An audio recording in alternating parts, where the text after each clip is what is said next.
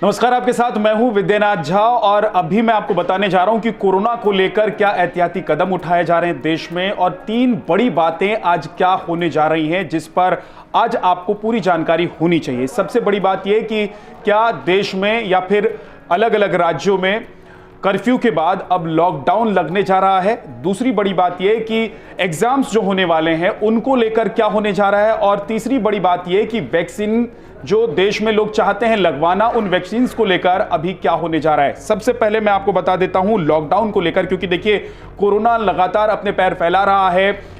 उत्तर प्रदेश में देखें तो 24 घंटे में, पिछले 24 घंटे में 15,000 से ज्यादा मामले सामने आ चुके हैं। मुख्यमंत्री ने आपात बैठक बुलाई है। दिल्ली में मामले इतने ज्यादा आ गए हैं कि अब बेड की कमी हो गई है दिल्ली के अस्पतालों में। दिल्ली के एक हॉस्पिटल में वैक्सीन की कमी हो गई है। आपात बैठक फिर से मुख्यमंत्री अरविंद केजरीवाल ने दिल्ली में बुलाई है। दूसरी तरफ महाराष्ट्र में किस तरीके से कोरोना बेकाबू है ये आपको पता है, लेकिन अभी क्या लॉकडाउन लगने जा रहा है और कहां कहां लॉकडाउन लग सकता है, सीधे सीधे मैं आपको यह बता देता हूं। महाराष्ट्र में एक बार फिर से टास्क फोर्स की बैठक होने जा रही है। हालांकि टास्क फोर्स की तरफ से पहले ही सिफारिश की जा चुकी है कि 8 से 15 दिन का लॉकडाउन लगा दिया जाए ताकि कोरोना के चेन को तोड़ा जा सके। लेकिन आखिरी फैसला मुख्यमंत्री उद्धव ठाकरे को लेना है और इसको लेकर एक बैठक होने जा रही है।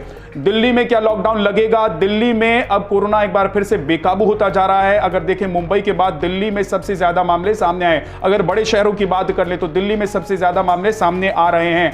ऐसे में अब इस बात की आशंका बढ़ती जा रही है कि दिल्ली में भी लॉकडाउन हो सकता है। हालांकि मुख्यमंत्री अरविंद केजरीवाल ने कहा था कि लॉकडाउन हम नहीं करेंगे क्योंकि इससे अर्थव्यवस्था पर फर्क पड़ता है, लोगों की रोजी रोटी पर फर्क पड़ता है। लेकिन सत्येंद्र जैन ने कह दिया है आज की बेड की कमी हो गई है। आपको याद होगा कि मुख्यमंत्री अरविंद केजरीवाल ने कहा था कि बेड की कमी जब तक नहीं होती है तब तक हम लॉकडाउन पर विचार नहीं करेंगे। तो क्या आज जो बैठक होने जा रही है उसमें इस पर विचार हो सकता है? यह जानकारी अभी पुष्ट रूप से नहीं आई है कि लॉकडाउन लगेगा या नहीं लगेगा, लेकिन इसकी संभावना बढ़ती जा रही है, यह जरूर हो गया है। इसके अलावा आपको बता दें कि वैक्सीन को लेकर लगातार चर्चा हो रही है और बहस भी हो रही है।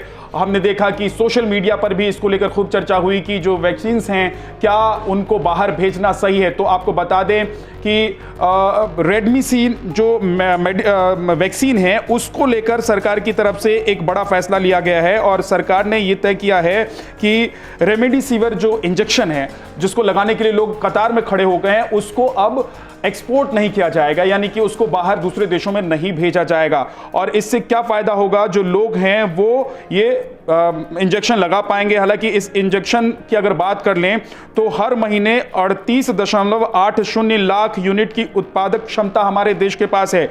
और यही वजह है कि सरकार की तरफ से एक आदेश पारित किया गया है कि ऑनलाइन सभी कंपनियां जो ये इंजेक्शन बनाती हैं, ये कंपनियां ऑनलाइन ये डेटा प्रोवाइड करें कि उन्होंने कितने इंजेक्शन का उत्पादन किया है और कितने इंजेक्शन को वो मार्केट में उतारने जा रही है। तो ये एक अच्छी बात है कि लाइन में पिछले कुछ दिनों से जो लोग खड़े हैं इस इंजेक्शन को लेकर, वो इंजेक्शन वो अब लगवा सकते हैं क्योंकि इसे बाहर नहीं भेजा जा रहा है। दूसरी बड़ी बात यह है कि कई राज्यों में कोरोना का जो वैक्सीन है उसको लेकर बवाल मचा था। कुछ राज्यों ने कहा था कि हमारे पास कोरोना के वैक्सीन नहीं है, कुछ राज्यों ने कहा कि हमारे पास कम है।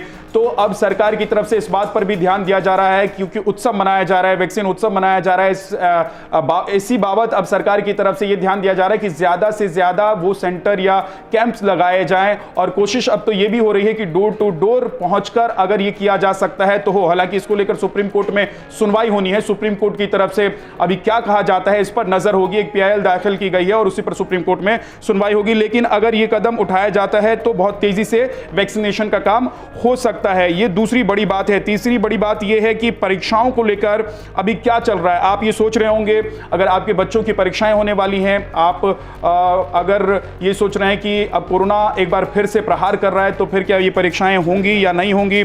तो कुछ बातें जहां पर अभी फैसला हो चुका है, कुछ राज्यों में कुछ जगहों पर जहां पर फैसला हो चुका है वो मैं आपको बता देता हूं। देखिए छत्तीसगढ़ में 10वीं की परीक्षा स्थगित कर दी गई है। 15 अप्रैल से शुरू होने वाली थी 10वीं की परीक्षा, इसे स्थगित कर दिया गया है। 12वीं की परीक्षाएं अपने निर्धारित शेड्यूल के अनुसार 3 मई से 24 मई तक आयोजित की जाएंगी। 10वीं और 12वीं को छोड़कर अन्य सभी परीक्षाओं को फिलहाल अभी करवाना है या नहीं करवाना है, इसको लेकर फैसला अभी लिया नहीं गया है। इसके अलावा आपको बता दें कि राजस्थान में भी 8वीं कक्षा की परीक्षा की तारीख बदल दी गई है।